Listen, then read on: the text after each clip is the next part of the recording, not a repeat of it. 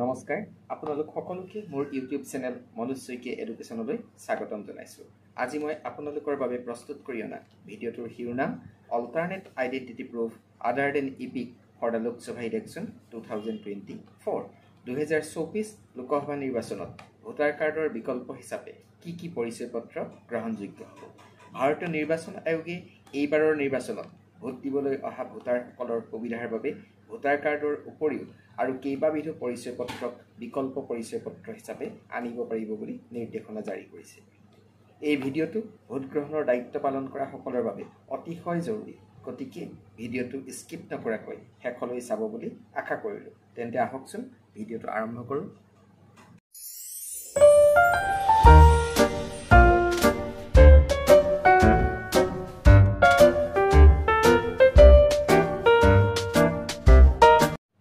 Alternate identity proof other than epic. নিৰ্বাচন আয়োগে voter card বা ইপিকৰ বাহিৰেও ভোটাৰসকলে লগত আনিব পৰা বিকল্প পৰিচয় পত্ৰৰ প্ৰথমটো হ'ল আধাৰ কাৰ্ড।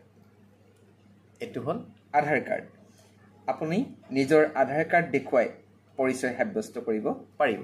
2 নম্বৰতে হ'ল MNREGA জব কাৰ্ড। আপোনাৰ যদি জব কাৰ্ড আছে, জব কাৰ্ড থকাসকলে ভোটাৰ কাৰ্ড যদি নাই বা নানিলেও জব কাৰ্ডখন দেখুৱাই আপুনি পৰিচয় পত্ৰ হিচাপে নিজৰ পৰিচয় সাব্যস্ত কৰিব পাৰিব। 3 নম্বৰত হৈছে passbook with photograph bank or post office.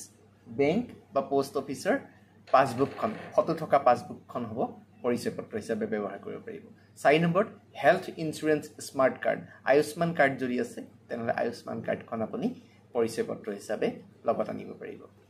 5 নম্বৰত আহিলে ড্ৰাইভিং লাইচেঞ্চ। এখন ভেলিডিটি শেষ নোহোৱা এখন ড্ৰাইভিং লাইচেঞ্চ যদি হয়, ৰানিং যিখন মানে এক্সপায়াৰী নোহোৱা চলি থকা ড্ৰাইভিং লাইচেঞ্চ এখন আপুনি পৰিচয় পত্ৰ হিচাপে লগত আনিব পাৰিব। 6 নম্বৰত হৈছে পেন কাৰ্ড। পেন কাৰ্ডখন আপুনি আনি পৰিচয় পত্ৰ হিচাপে ভোট গ্ৰহণ কেন্দ্ৰত দেখুৱাব পাৰিব। 7 নম্বৰত ইণ্ডিয়ান পাছপৰ্ট। পাছপৰ্টখন আপুনি পৰিচয় পত্ৰ হিচাপে লগত আনিব পাৰিব। 8 নম্বৰত পেঞ্চন ডকুমেণ্ট উইথ ফটোগ্ৰাফ। কোনোবা পেঞ্চনাৰী, তেখেতৰ পেঞ্চন ডকুমেণ্টটো, তেওঁৰ ফটো থকা পেঞ্চন ডকুমেণ্টটো পৰিচয় পত্ৰ হিচাপে লগত আনিব পাৰিব। 9 নম্বৰত service identity card with photograph. Central বা ষ্টেট, কেন্দ্ৰীয় বা ৰাজ্য চৰকাৰৰ কৰ্মচাৰীসকলে তেওঁলোকৰ ছাৰ্ভিচ আইডেণ্টিটি কাৰ্ডখন ফটোগ্ৰাফ থকা মানে লগত ফটো থকা ছাৰ্ভিচ আইডেণ্টিটি কাৰ্ডখনক পৰিচয় পত্ৰ হিচাপে দেখুৱাব পাৰিব। 10 নম্বৰত official identity card MPs, MLAs, MLCs।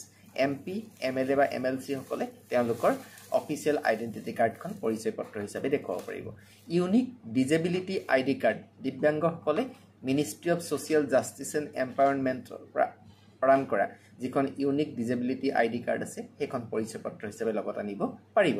আৰু তাৰপাছত smart card RGI under NPR national population ৰেজিষ্টাৰৰ পৰা অনুমোদন কৰা স্মাৰ্ট কাৰ্ডখন আপোনালোকে পৰিচয় পত্ৰ হিচাপে লগত আনিব পাৰিব।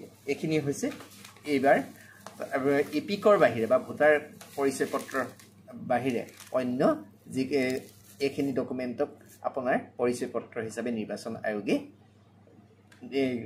ব্যৱহাৰ কৰিব পাৰিব বুলি নিৰ্দেশনা জাৰি কৰিছে। ইপিকৰ বিকল্প হিচাপে এইকেইখন নথিক পৰিচয় পত্ৰ হিচাপে বিবেচনা কৰা হৈছে। আপোনালোকৰ সুবিধাৰ বাবে নথিকেইখনৰ নাম মই শ্লাইড বনাই দিছোঁ, আপোনালোকে নোট কৰি ল'ব পাৰিব। আজিৰ ভিডিঅ'টো ইমানেই। ভিডিঅ'টো আপোনালোকৰ উপকৃত কৰিব বুলি মোৰ বিশ্বাস। শেষত আপোনালোকৰ ভোট গ্ৰহণৰ দায়িত্ব সুকলমে সম্পন্ন হওক তাৰ এই কামনাৰে মনোজ শইকীয়া। ধন্যবাদ।